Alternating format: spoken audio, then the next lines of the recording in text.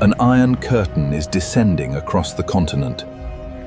We have to decide where it falls. Welcome. We are honored by your arrival. Thank you. We look forward to the discussions.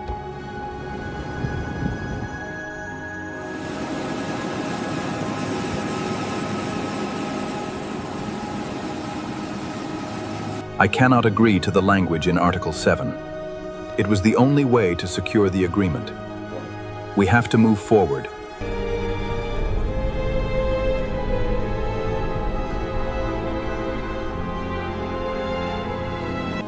Attention, citizens.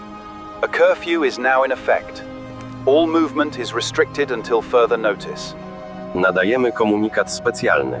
W związku z narastającymi protestami wprowadzono godzinę policyjną w głównych miastach.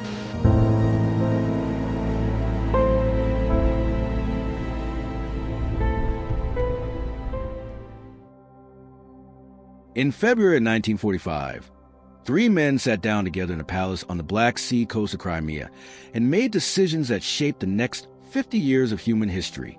The palace was called Levadia, a white stone confection built by the last Tsar of Russia for his summer retreats, now requisitioned for a conference that would determine what the post-war world would look like. The three men were Franklin Roosevelt, Winston Churchill, and Joseph Stalin. The war was not yet over. Germany had not surrendered. Japan was still fighting. The last battles of the European theater were weeks away, but the outcome was no longer in doubt, and the men at Levadia understood that what they decided in those 8 days would determine the shape of the peace that followed. What they decided created the world that your parents and grandparents grew up in. The division of Europe into Soviet and Western spheres of influence that came out of Yalta, not cleanly or completely, not in the formal way that the headline simplification suggests, but in the practical arrangements and the political accommodations that the conference produced, established the architecture of the Cold War. The Iron Curtain that Churchill would describe in his Fulton speech the following year had its foundations laid at Yalta, in the decisions that were made and in the decisions that were deferred and in the fundamental incompatibility of what Roosevelt hoped for and what Stalin intended. I want to be honest with you from the beginning about what the story is and what it isn't. The Yalta Conference has been the subject of enormous historical controversy for 80 years about what was decided, who was responsible for the outcomes, whether the agreements were betrayed or simply overtaken by events, whether Roosevelt was naive or ill or deliberately accommodating towards Stalin, whether Churchill saw what was happening and was powerless to prevent it, or whether he was complicit in it. These are genuine historical disputes, not settled questions, and I'm going to try to tell you what actually happened rather than what any particular political tradition needs it to have been. What actually happened is complicated and human, and in some ways more interesting than the simplified version in either direction. The conference at Yalta was the product of a specific military and political moment that constrained all three leaders in ways that their respective publics and historians have sometimes failed to fully appreciate. The Soviet Union had borne the overwhelming majority of the land war against Germany. By February 1945, the Red Army was on the Oder River, less than 50 miles from Berlin. American and British forces were still west of the Rhine, having just absorbed the shock of the German Ardennes offensive. The Soviet Union's military position in Europe was, at the moment of Yalta, the dominant one. Whatever Roosevelt and Churchill wanted from the conference, they were negotiating from a position in which the Red Army was a decisive military fact on the ground. Roosevelt was dying. This is not metaphor or a retrospective judgment. It is a medical fact that was becoming visible to people around him the months before Yalta, and that shaped, in ways historians still debate, his performance at the conference. He was suffering from advanced cardiovascular disease. He had lost significant weight. His blood pressure was dangerously elevated. The photographs from Yalta show a man who looks decades older than the Roosevelt of the 1930s. He would be dead in 2 months. The question of whether his physical condition affected his judgment at Yalta, whether he conceded things that a healthier man would not have conceded, whether he failed to press on points that mattered, is one that cannot be definitively answered, but cannot be ignored. Churchill was in his own difficult position. Britain had been at war since 1939 and was exhausted. Economically, militarily, politically, the British Empire was beginning its post-war dissolution, though Churchill refused to acknowledge this or accept it. Churchill's own position was precarious. He would lose the general election in July 1945, before the war was officially over, replaced by Clement Attlee of the Labour Party. His ability to shape the post-war settlement was already limited by the fact that Britain's power relative to the United States and the Soviet Union had declined decisively during the war years. Stalin arrived at Yalta in the position of a man holding most of cards, and he played them with the skill and the patience and the ruthlessness that had characterized his entire political career. He had survived collectivization, the purges, the disaster of the war's opening months, and 4 years of most destructive military conflict in human history. He was not naive about power, and he had no illusions about the compatibility of Soviet and Western interests. What he wanted from Yalta was specific and achievable: recognition of Soviet dominance in Eastern Europe, reparations from Germany, territorial concessions in the Far East in exchange for Soviet entry into the Pacific War, and a framework for post-war international organization that would give the Soviet Union a veto over decisions that affected its interests. This is the moment I want to ask you to subscribe if you haven't already. The story of Yalta is the story of how the world we live in was made, the decisions and the miscalculations, and the specific human beings whose judgment shaped a 50-year Cold War. Subscribe now and share this if it matters to you. Back to Crimea. Back to February 1945 and the specific agreements that would define the post-war world. The specific individuals whose lives were shaped by the Yalta agreements. The Polish politicians who were incorporated into the government of national unity and then arrested. The Cossacks who were repatriated to death or imprisonment. The Koreans divided by a line drawn in Washington. The Japanese whose northern islands were assigned to the Soviet Union. Bring the abstract conference decisions into human scale in ways that the diplomatic narrative alone cannot achieve. The fate of Stanislaw Nico Wycik is one of the clearest illustrations of what happened to the Polish political figures who tried to make the Yalta framework work. Nico Wycik was the prime minister of the Polish government in exile in London, the government that Churchill and Roosevelt had been trying to incorporate into the post-war Polish arrangement. He agreed, against the advice of many of his colleagues, to return to Poland and join the provisional government that the Yalta agreements had called for. He believed, or allowed himself to believe, that the Soviet commitment to free elections was genuine, and that by participating in the government, he could help ensure that those elections were actually held. He returned to Poland in June 1945. He was given a position in the provisional government, Deputy Prime Minister and Minister of Agriculture. He worked to organize his Polish People's Party as a democratic opposition within the new system. In the elections of January 1947, which were internationally monitored and which produced results so obviously fraudulent that the monitors themselves documented the irregularities, his party received a claimed 8% of the vote despite polling evidence that suggested far greater genuine support. The intimidation, arrest, and murder of his supporters in the preceding months had made genuine democratic participation impossible. Nico Wycik fled Poland in October 1947 to avoid arrest. He lived in exile in the United States until his death in 1966. The Yalta commitment he had staked his return on having proved worthless within 2 years of the conference. The Cossack and White Russian repatriations in Austria in May 1945, which British forces carried out under the Yalta Agreement on repatriation of Soviet citizens, produced scenes that the British officers who implemented them found deeply disturbing.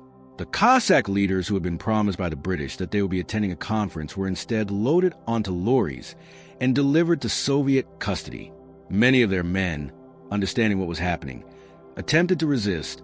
A mass melee at the Pegitz camp in Linz that resulted in deaths among both the repatriates and the British soldiers attempting to carry out the order. The Cossack leaders who were delivered to the Soviets were tried and executed. Many thousands of the ordinary soldiers and their families who were repatriated disappeared into the Soviet Gulag system. The British officers who carried out these orders had been told that the repatriates were Soviet citizens and therefore subject to the Yalta Repatriation Agreement. Some of them were not, in fact, Soviet citizens. They were white Russian emigres who had never been citizens of the Soviet Union, who had no legal obligation to be repatriated, and whose delivery to Soviet custody was a violation of both the letter and the spirit of the Yalta Agreement. The confusion was genuine in some cases and convenient in others. The outcome was that people who had been promised protection were handed over to a system that imprisoned or killed them. These individual stories, Of Nico Wychik returning to Poland on the basis of commitments that were not honored, of Cossacks delivered to Soviet custody on the basis of agreements they had no part in making, are the human content of what the Yalta agreements actually meant for the people whose lives they determined. The conference communique spoke of free elections and democratic government, and the rights of peoples to choose their own forms of government. The reality it produced was the Iron Curtain, the Gulag, and decades of Soviet dominance over peoples who had not chosen it.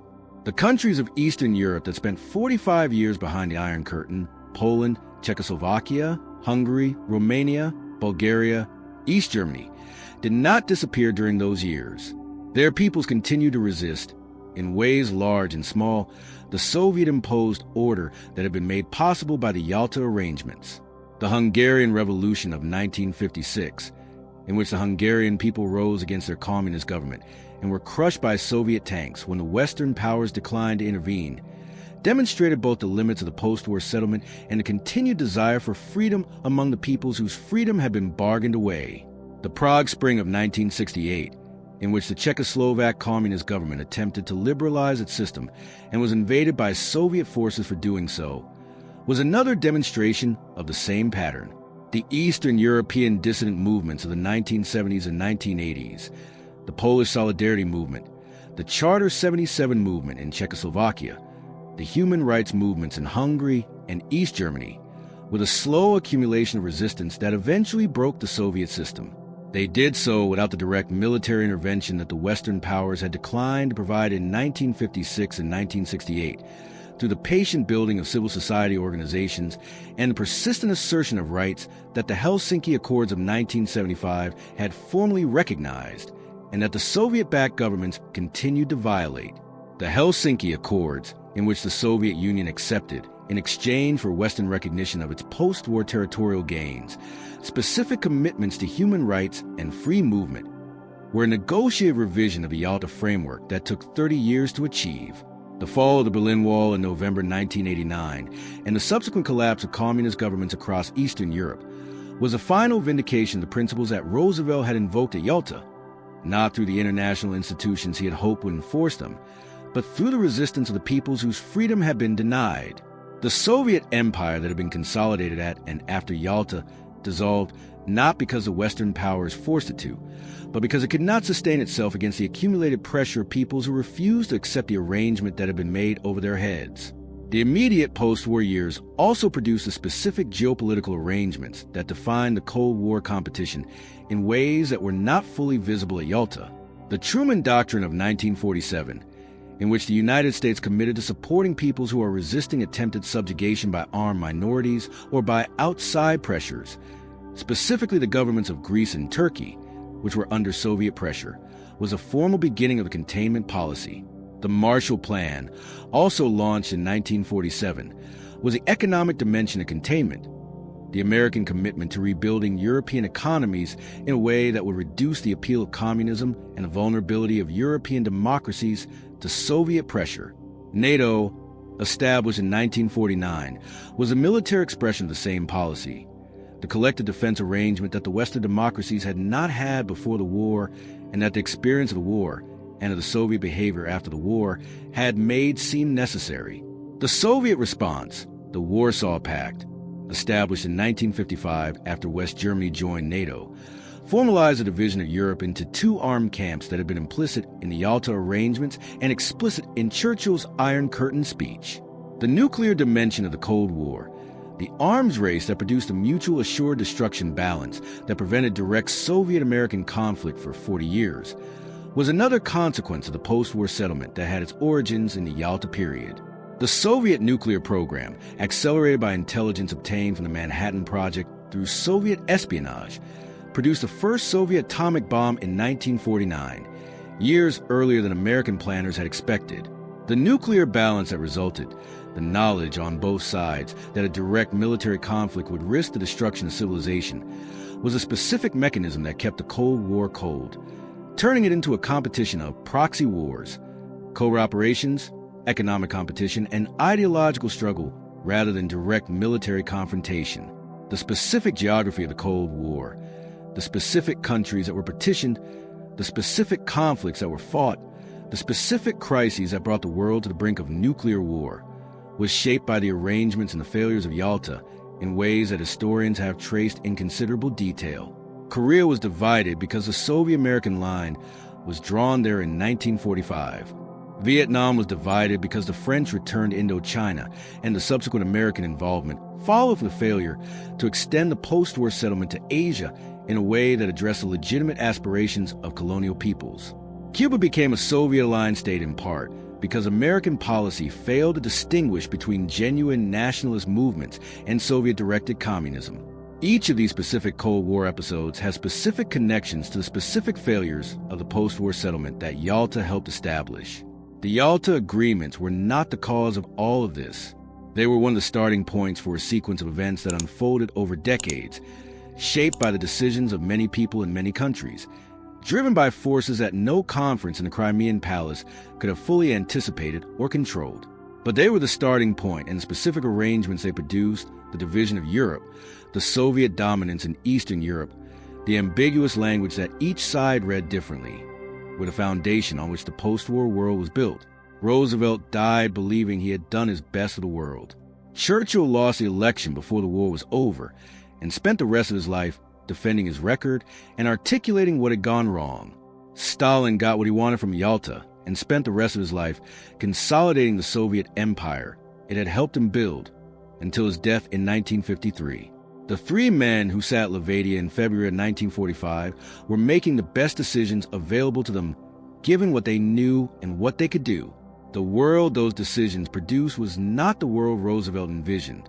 It was, in some ways, better than what might have resulted from a more confrontational approach at Yalta. In other ways, it was worse than what would have been possible if the principles that were articulated had been more fully enforced. That is the honest reckoning. That is a shadow of Yalta, the gap between the world that was promised and the world that was built, and the 50 years of Cold War that filled that gap before the peoples of Eastern Europe finally claimed the freedom that had been promised and denied at a conference they had no part in. The specific dynamics of the negotiations at Yalta, the personalities, the interactions, the moments of agreement and tension that have been reconstructed from the accounts of participants and from the documentary record, provide a window into how the post-war world was made that the abstract summary of outcomes cannot fully convey. Roosevelt arrived at Yalta determined to achieve two things above all: Soviet commitment to United Nations organization and Soviet entry into the Pacific War. His vision of the post-war world was organized around the UN, a body that would provide a forum for the great powers to resolve their disputes peacefully, that would have the authority and the military force to address aggression, that would represent a genuine departure from the power politics of the pre-war world. He believed, sincerely and perhaps naively, that Stalin could be brought into this framework, that Soviet security interests could be accommodated within a system of international law, and that the wartime cooperation that had defeated Germany could be extended into a durable peacetime partnership. This vision was not unreasonable given what was knowable in February 1945. The Soviet Union had suffered enormously in the war, more than any other combatant, on a scale that the Western Allies could observe but not fully comprehend. A Soviet leadership that had experienced the destruction of the previous 4 years had genuine reasons to want a stable post-war order and to avoid another catastrophic conflict. The question was whether those reasons were sufficient to overcome the other imperatives that shaped Soviet foreign policy: the ideological commitment to the spread of communism, the security imperative that required friendly governments on Soviet borders, and Stalin's personal determination to ensure that the Soviet Union emerged from the war in a position of strength that could never again be challenged.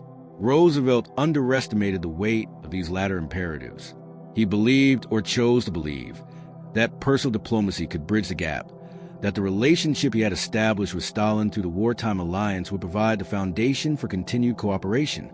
Churchill, more experienced in great power politics and more skeptical of idealistic internationalism, was less confident about this. He had been managing British-Soviet relations since 1941 with a clear-eyed recognition that Stalin's interests and British interests were not always compatible, and that the accommodation of Soviet power in Eastern Europe was a price that Britain would ultimately have to pay for Soviet military cooperation against Germany. The specific negotiating sessions at Yalta have been reconstructed in considerable detail from the accounts of participants. Harry Hopkins, Roosevelt's close advisor who was present throughout, Charles Bolin, the interpreter and diplomat who later wrote a detailed memoir and the accounts of various British and Soviet officials who were in the room. These accounts suggest a pattern in which Stalin was consistently the most focused and the most specific negotiator, the man who had come to Yalta with clear objectives and who pursued them with methodical patience, while Roosevelt sought general principles and Churchill intervened at specific points where British interests were directly at stake. Stalin's operating style at Yalta was to agree readily to declarations of general principle, self-determination, free elections, democratic government, while securing specific, concrete arrangements that would determine what those principles meant in practice.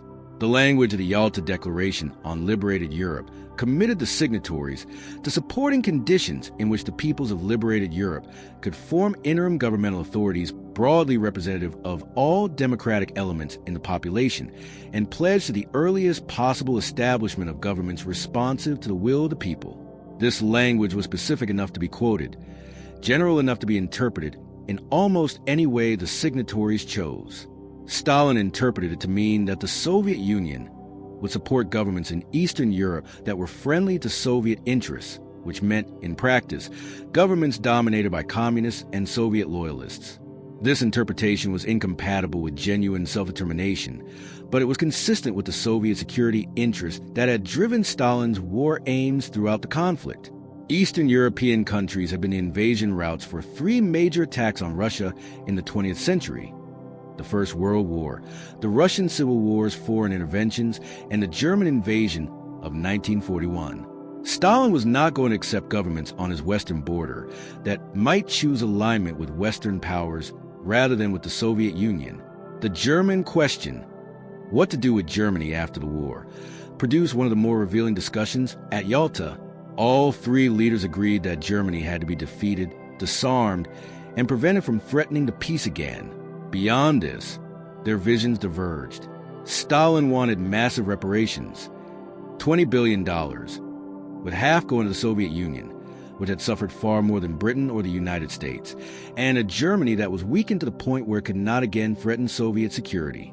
Roosevelt was more ambiguous, open to tough treatment of Germany in the short term, but concerned about repeating the mistakes of Versailles, which had imposed punitive reparations that had contributed to the economic and political instability that enabled the rise of Hitler.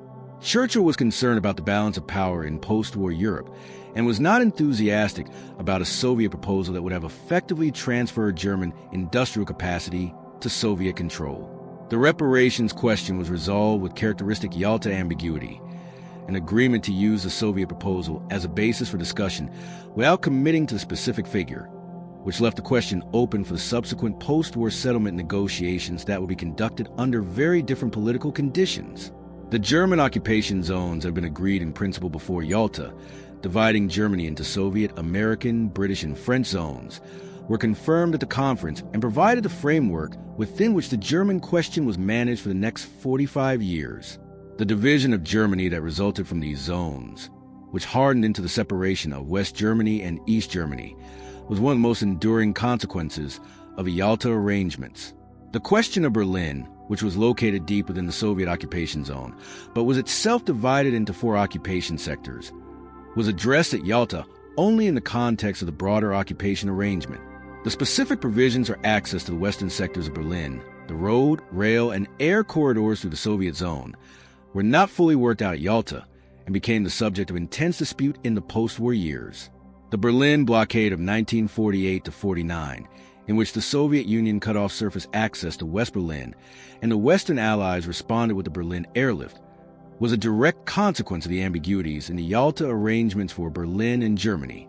The division of Berlin and the wall that the East German government built in 1961 to prevent the flow of refugees from east to west was one of the most concrete physical manifestations of the shadow that Yalta cast across the post-war world.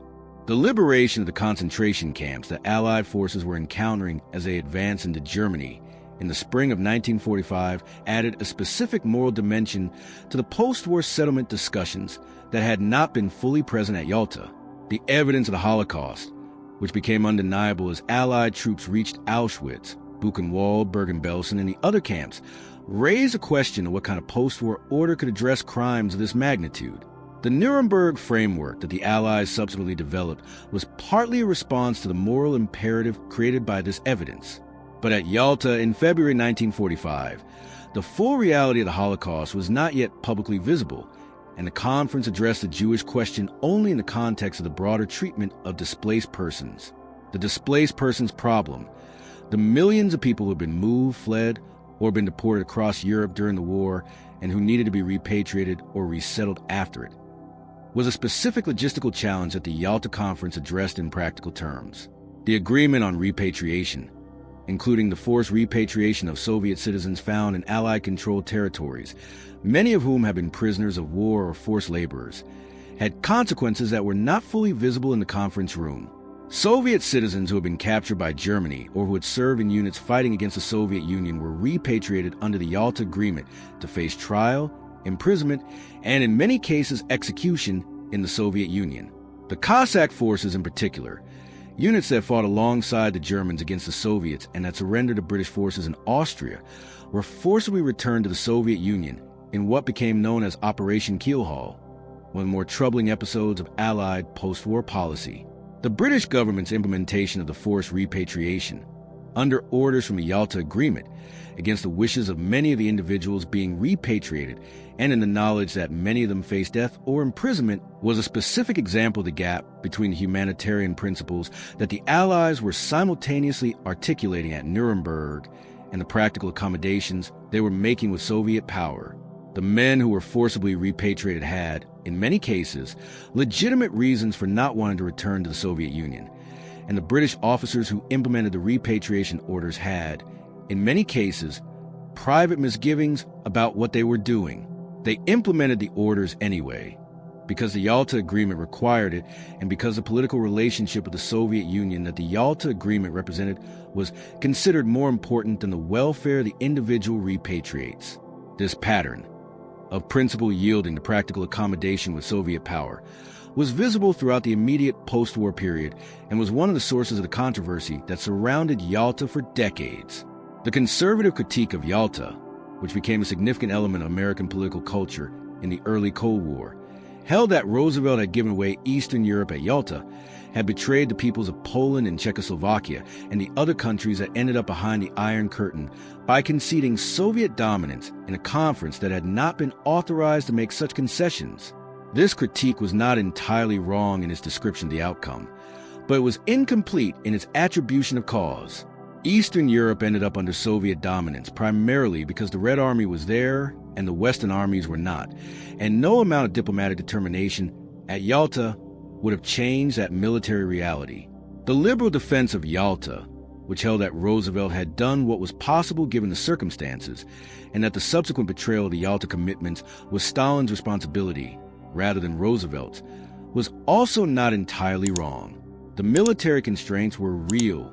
The Soviet Union's dominance in Eastern Europe was a fact before Yalta, and no agreement at the conference could have reversed it.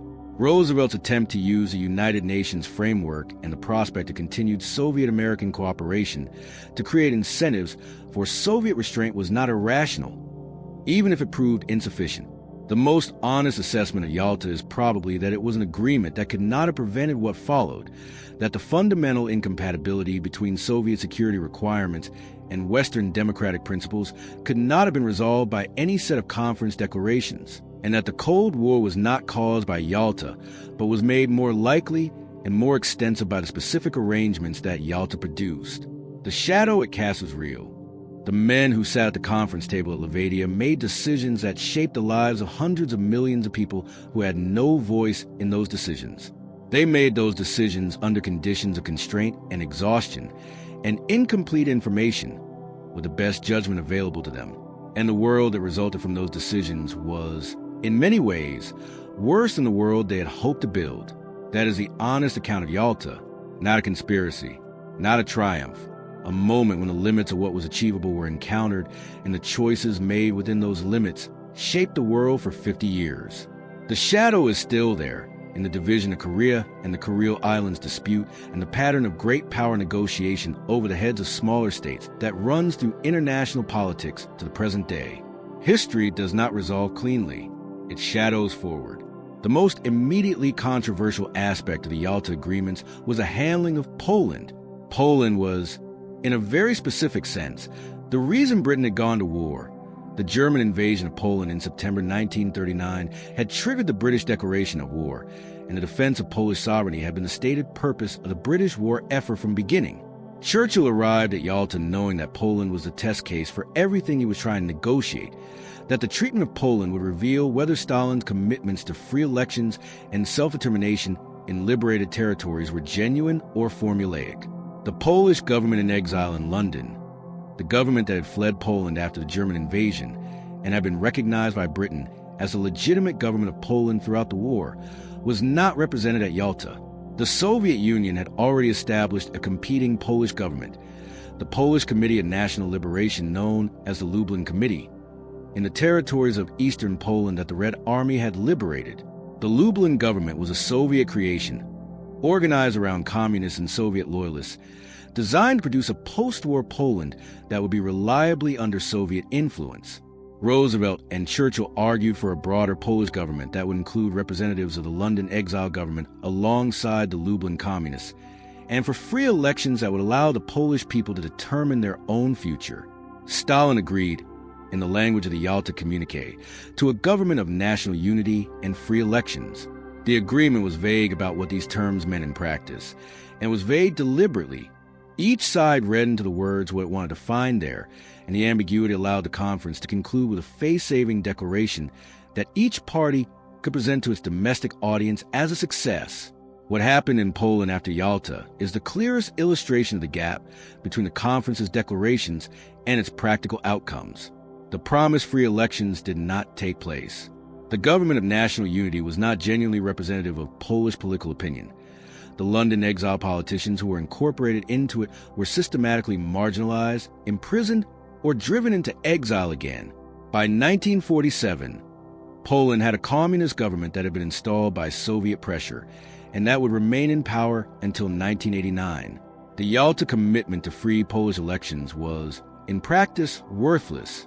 Whether Roosevelt knew this would happen, whether he genuinely believed that Stalin would honor the commitments he was making, is one of the central questions of the Yalta controversy. The optimistic interpretation is that Roosevelt hoped that the framework of international institutions he was building, combined with Soviet self-interest in maintaining post-war cooperation with the United States, would create conditions in which Stalin would have incentives to honor his commitments. The pessimistic interpretation is that Roosevelt was too ill to see clearly what was happening or too committed to his vision of post-war cooperation to acknowledge the evidence in front of him. The evidence in front of him was not encouraging. Stalin had already demonstrated, in the Katyn massacre and in his treatment of the Warsaw Uprising, that his commitments to Allied sensitivities were easily overridden by Soviet security interests. The Warsaw Uprising of August 1944, in which the Polish Home Army had risen against the German occupation in anticipation of Soviet liberation, only to watch the Red Army halt its advance and wait while the Germans destroyed the uprising and with the non-communist Polish resistance, was a specific and brutal demonstration of how Stalin handled competing Polish political claims. Roosevelt chose to proceed on the basis of the agreements rather than on the basis of this evidence.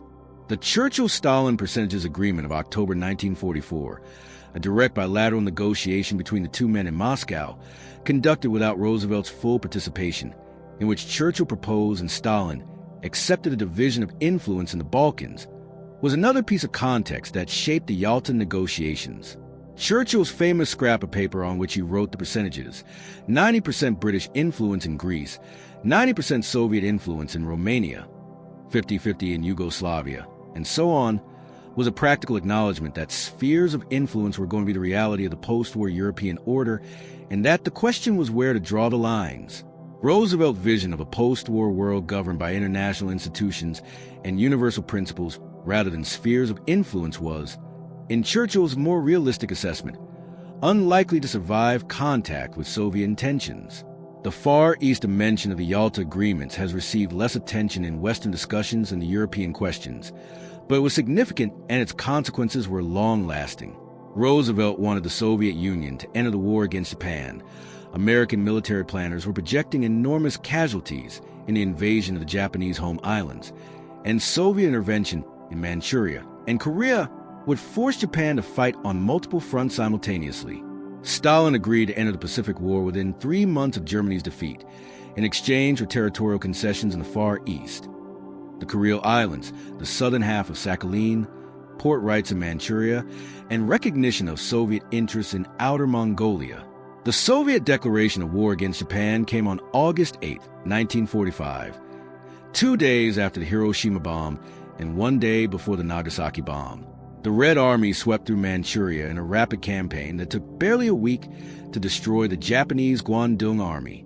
The territorial concessions that Roosevelt had agreed to at Yalta were paid, and the Soviet entry into the Pacific War contributed to the Japanese decision to surrender.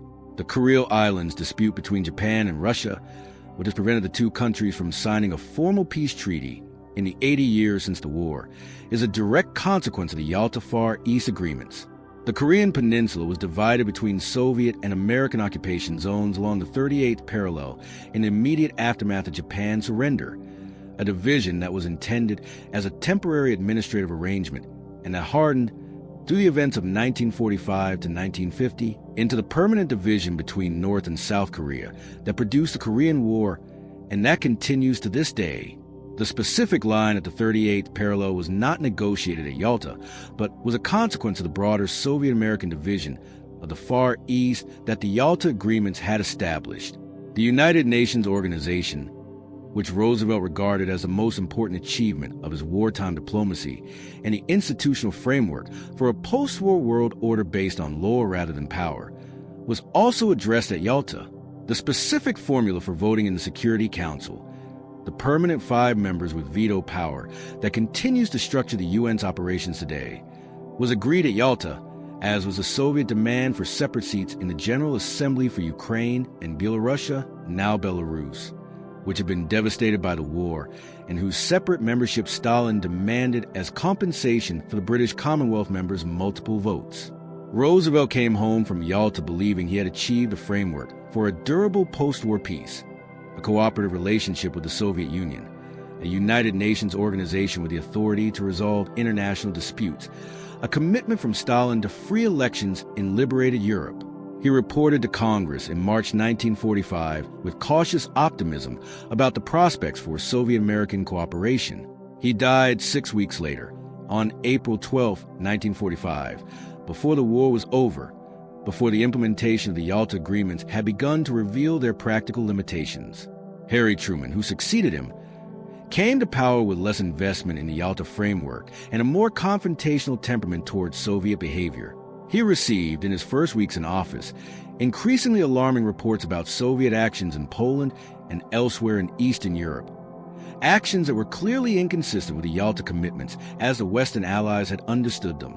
His meeting with Soviet Foreign Minister Molotov in April 1945, weeks after taking office, was a confrontational encounter that signaled a shift in American tone, though not yet in American policy. The descent into Cold War was not inevitable in the spring of 1945, though it became increasingly difficult to avoid as the specific implementation of the Yalta agreements revealed the gap between what each side had thought it was agreeing to.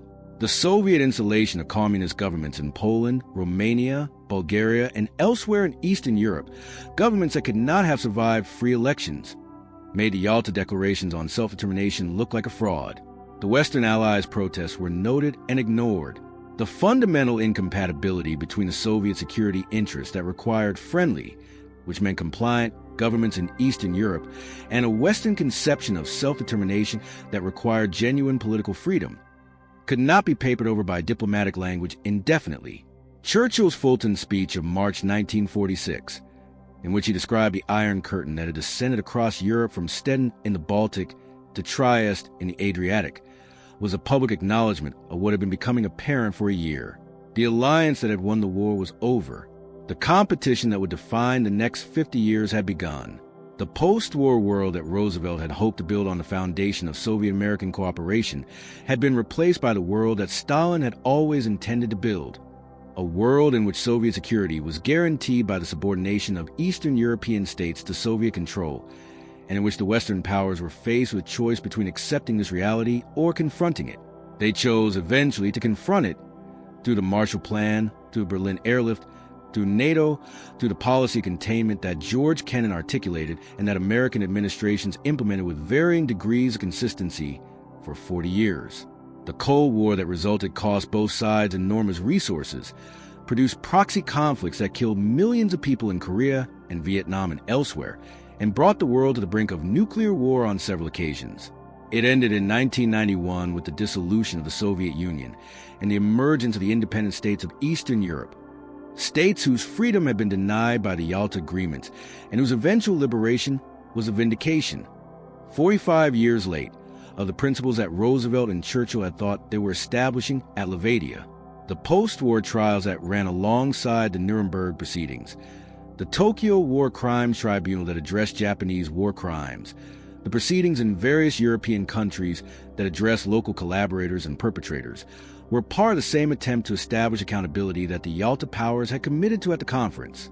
But the Tokyo Tribunal in particular illustrated how the Yalta framework intersected with the specific politics of the Pacific War settlement in ways that created additional tensions and compromises. The International Military Tribunal for the Far East, which sat in Tokyo from 1946 to 1948, was modeled explicitly on the Nuremberg framework and addressed the Japanese military and political leadership in the same categories of charges: crimes against peace, war crimes, and crimes against humanity. The trials produced 25 convictions, 7 of which resulted in death sentences that were carried out in December 1948. But the tribunal was even more overtly shaped by the political interests of the victors than Nuremberg had been, and its selective accountability was more visible.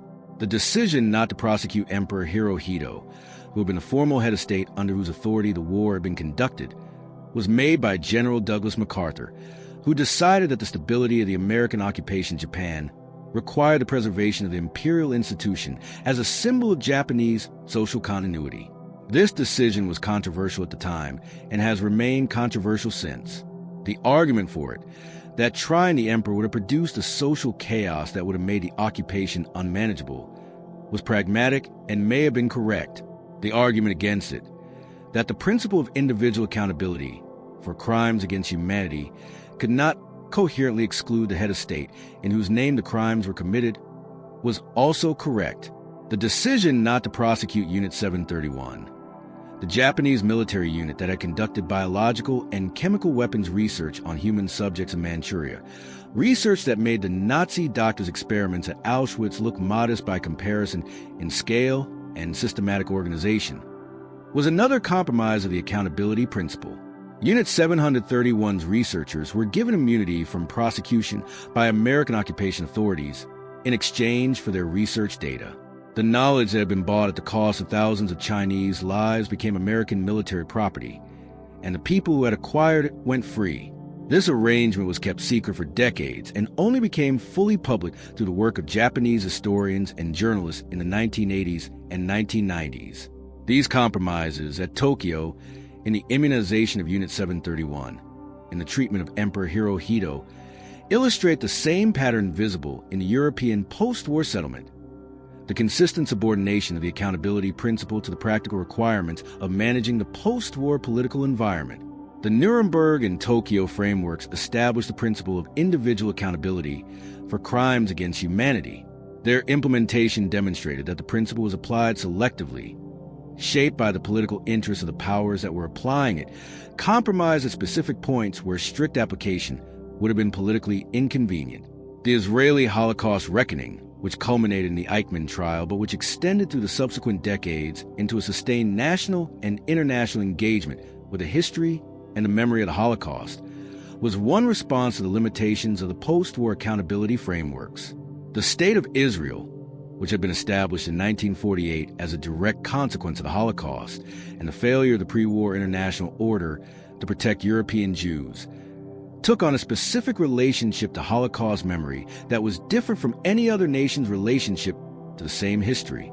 The Yad Vashem Memorial Institution, established in 1953, and the subsequent development of Holocaust museums and memorials around the world, created an infrastructure of memory that was not dependent on the political decisions of the post-war powers, and that maintained a historical record through the decades when the political will for continued prosecution was declining. the survivors of the Holocaust who came to Israel in the early years of the state, many of them in a specific wave of immigration that followed the Yalta-era settlement and the establishment of displaced persons camps in Europe, brought with them the specific human content of the post-war settlement's failure. They were people who had survived the final solution, who had been in the camps and the forests and the hiding places, who had lost families and communities and the entire world they had grown up in, and who arrived in a new country that was simultaneously trying to build a state and trying to absorb the trauma that these immigrants carried. The specific political arrangements that the Yalta powers made about Palestine, which was a British Mandate territory, and whose future was being negotiated in the context of the post-war settlement, were part of the same broad story of great power decisions shaping the lives of people who had no voice in those decisions. The British government's restrictions on Jewish immigration to Palestine during and after the war, restrictions that were maintained in the face of the displaced persons crisis created by the Holocaust, were a direct result of British policy decisions that have been shaped by the need to manage Arab opinion in a strategically important region. The Yalta powers' failure to address the Palestine question directly was part of the same pattern of deferred decisions that characterized the conference's approach to difficult issues. The establishment of the State of Israel in 1948 and the Arab-Israeli conflict that began immediately and has continued to the present is one of the longer-term consequences of the post-war settlement whose origins at Yalta are less direct but still traceable. The failure to resolve the displaced persons crisis in Europe, the failure to create a framework for the political future of the Jewish displaced population that had survived the Holocaust, an eventual United Nations petition plan that was accepted by the Jewish Agency and rejected by the Arab states. All of these were shaped by the specific political arrangements and the specific failures of the Yalta-era post-war settlement. The decolonization movements that swept through Asia and Africa in the post-war decades were another consequence of the Yalta framework and its limits. The Atlantic Charter of 1941, which Roosevelt and Churchill had issued as a statement of Allied war aims, had included a commitment to the right of all peoples to choose the form of government under which they live. This commitment was widely understood by the peoples of colonized territories as applying to them, as a promise that the post-war world would bring self-determination not just to the peoples of Europe, but to the peoples of Asia and Africa who had been subject to European and American colonial rule. The Yalta framework, focused as it was on the division of Europe and the management of Soviet power, addressed the decolonization question only in the most general terms and deferred the specific resolution of colonial claims to the post-war period. The result was that decolonization happened through a process of resistance and negotiation that extended over decades, producing in some cases relatively peaceful transitions and in others violent conflicts. The French wars in Indochina and Algeria, the British struggles in Kenya and Cyprus and Malaya, the Dutch conflict in Indonesia that were in part consequences of the failure to build a genuine commitment to self-determination into the post-war settlement. The world that Yalta helped create was, in many ways, better than the alternative worlds that might have been created by different choices. A post-war settlement that had confronted the Soviet Union more directly might have produced an earlier Cold War that turned hot, with consequences that are difficult to calculate but potentially catastrophic. The specific arrangements that the Yalta powers made, imperfect, ambiguous, shaped by exhaustion and constraint, provided a framework within which the immediate post-war period was managed without a new catastrophic conflict, even if the framework eventually produced a Cold War competition that defined the next 50 years. But the people of Poland and Hungary and Czechoslovakia and East Germany and the other countries of Eastern Europe who lived under Soviet-imposed communist governments for 45 years did not choose their situation. They had been promised free elections and self-determination by leaders who did not have the power or the will to deliver them. They paid the cost of the accommodation that the Yalta powers made with Soviet imperialism. Their freedom was eventually won through their own efforts against the wishes of the power that had been accommodated at Yalta, but it was 145 years late at an enormous cost in years lived under a system that had been imposed on them. That cost is part of the Yalta reckoning. The shadow does not lift simply because the Cold War ended and the countries of Eastern Europe are now free. It is the shadow of what was done to them, not maliciously, not through conspiracy, but through the specific accommodations and the specific failures of three men and their governments in February of 1945, and it belongs in the historical accounting alongside the strategic achievements and the diplomatic necessities that the conference's defenders cite. History is not clean. Yalta was not clean. The world it helped make was better in some ways and worse in others than the alternatives. And the specific people who bore the cost of its failures deserve better than what the conference gave them. That is the honest reckoning. The shadow is real, and it reaches forward. The three men who sat at Yalta were not villains, or not primarily villains. They were leaders of great powers, exhausted by years of war, operating under political and military constraints that limited their choices in ways that are easier to see in retrospect than they were to navigate in real time. Roosevelt was dying and trying to build a post-war world that would prevent another catastrophic war. Churchill was managing the decline of British power with dignity and with grief. Stalin was securing the Soviet Union's borders against a repetition of the catastrophe that had cost 20 million Soviet lives. Each of them had legitimate interests and genuine concerns. What they produced at Yalta was not a betrayal or triumph. It was an agreement, imperfect, ambiguous, built on divergent assumptions about what the words meant, that held together long enough to end the war, and that then fractured under the weight of irreconcilable interests. The Iron Curtain was not created at Yalta. It was created by the Soviet imposition of communist governments on peoples who had not chosen them. But the conditions that made the Iron Curtain possible, the military facts on the ground, the exhaustion of the Western Allies, the specific arrangements that allowed Soviet power to consolidate in Eastern Europe before the West could effectively respond, those conditions were established, at least in part, by what happened at Levadia in February of 1945. The shadow of Yalta fell across the Cold War and reaches forward into the present, the division of Korea that produced the Korean War, and that persists today. The Kuril Islands dispute that still prevents a Japanese-Russian peace treaty. The pattern of great power negotiation over the heads of smaller states that has been repeated in every major post-war settlement. The tension between sovereignty and spheres of influence that runs through every international crisis, from the Hungarian Revolution of 1956 to the Ukrainian crisis of the 21st century. All of these can be traced back to the arrangements, the miscalculations, and the fundamental incompatibilities that were present at Yalta in February of 1945, and that the 8 days of conference failed to resolve. That is the shadow of Yalta, not a conspiracy, not a betrayal, a set of decisions made by exhausted men under conditions of severe constraint, in a world they could not fully see, about a future they could not fully anticipate. The world those decisions helped create lasted 50 years. The world we live in is still dealing with its consequences. The specific way that the Cold War ended, not in military confrontation, but an internal collapse of the Soviet system, was not anticipated at Yalta, and was not anticipated for most of the Cold War's duration. American strategists, throughout the 1950s and 1960s and 1970s, generally operated on the assumption that the Soviet Union was a stable, if hostile, great power that would require management over an indefinite future. The possibility that the Soviet system might fail from within, that its economic contradictions, its ideological rigidities, and the accumulated dissatisfaction of the peoples it governed would produce its dissolution without a military confrontation, was a fringe view until it happened.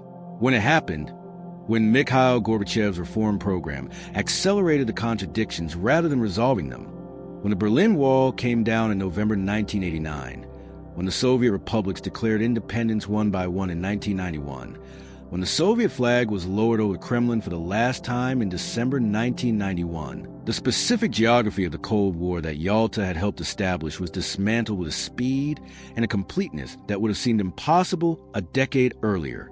The countries of Eastern Europe that had lived under Soviet-imposed communism since the late 1940s recovered their freedom. Germany was reunified. The Soviet Union itself dissolved into 15 independent states. The post-Cold War world that emerged from this dissolution was not the world that the Yalta agreements had foreseen, and it was not the world that the Cold War strategists on either side had planned for.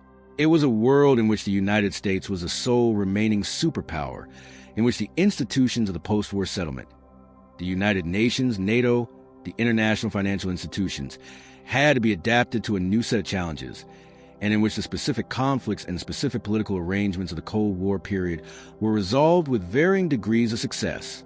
Some of the Cold War's specific unresolved issues persisted into the post-Cold War period. Korea remained divided. The Kuril Islands dispute between Japan and Russia remained unresolved. The Israeli-Palestinian conflict, shaped in part by the post-war settlement's failure to address the Palestine question, continued. These specific inheritances of the Yalta-era settlement demonstrate that history does not resolve cleanly even when its dominant framework changes.